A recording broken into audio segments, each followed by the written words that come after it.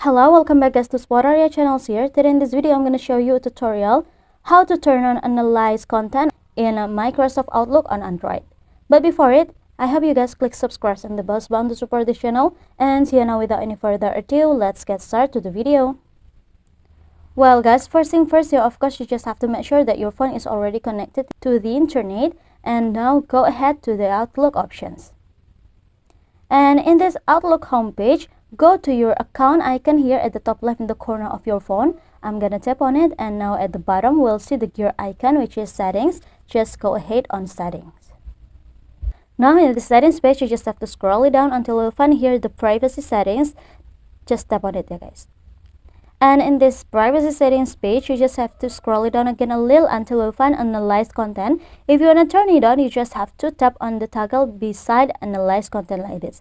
And you can see here for the explanation, connected experience that analyze your content include being location, services, and scanning a business card.